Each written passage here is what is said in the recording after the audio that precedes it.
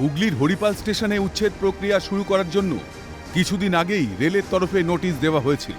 সেই মতো শুক্রবার উচ্ছেদ প্রক্রিয়া শুরু করতে আসেন রেলের আধিকারিকরা। তবে তৃণমূলের কর্মী সমর্থকদের বাধায় উচ্ছেদ না করেই ফিরে যেতে হয় তাদের। এ নিয়ে সরাসরি তৃণমূলের বিরুদ্ধে বাধা দেওয়ার অভিযোগ তোলেন পল্লব পাত্র নামে রেলের এক আধিকারিক। তার দাবি, জবরদখলকারীদের উচ্ছেদ না করলে উন্নয়ন সম্ভব নয়। দেখুন, আমরা চলে যাচ্ছি না। আমরা প্রথম কথা, রেলের উন্নয়নমূলক কাজের জন্য ইভিকশন প্রোগ্রাম আমাদের রাখতে হচ্ছে এইভাবে, যাতে রেলের যে উন্নয়নটা হবে সেই জায়গা খালি না করলে তো রেলের উন্নয়ন করা অসম্ভব কথা। কিন্তু আজকে আমরা সেই ইভিকশন প্রোগ্রাম করতে এসে এখানে লোকাল টিএমসি পার্টি বলুন বা এখানকার পাবলিক বলুন, সবার থেকে আমরা বাধা পেয়েছি।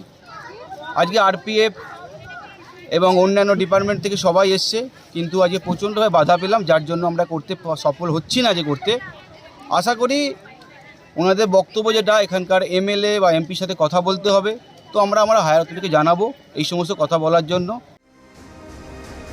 এদিকে উচ্ছেদের প্রক্রিয়া নিয়ে পরিস্থিতি উত্তপ্ত হয়ে পড়লে ঘটনাস্থলে আসেন তৃণমূলের হরিপালের বিধায়ক করবী মান্না। তার দাবি, পুনর্বাসনের ব্যবস্থা করা হোক।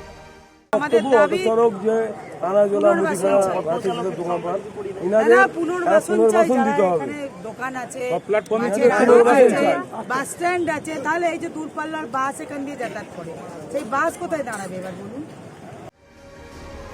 পরে রেলের আধিকারিকদের সঙ্গে একটি বৈঠক করেন রাজ্যের মন্ত্রী তথা সিঙ্গুরের বিধায়ক বেচারাম মান্না ও হরিপালের বিধায়ক করবী মান্না।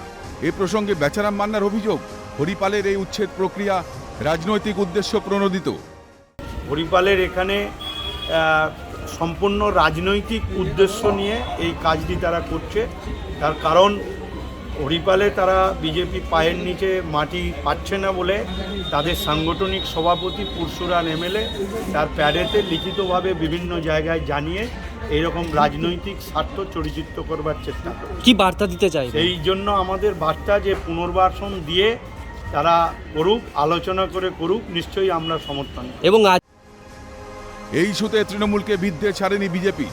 বিজেপির আরামবাগ সাংগঠনিক জেলার সভাপতি তথা পুরসুরার বিধায়ক বিমান ঘোষের খোঁচা, গরিব মানুষের পুনর্বাসনের বিষয়ে রেল নিশ্চয়ই ভাবনা চিন্তা করবে, তবে তৃণমূলের পার্টি অফিসের জন্য নয়। পুনর্বাসনের কথা যেটা বলছে, নিশ্চয়ই পুনর্বাসনের কথা ভাবা হবে। কাদের কথা সেটা? গরিবদের কথা। পুনর্বাসন মানে তৃণমূলের পার্টি অফিস নাকি? বাপত্তি সম্পত্তি?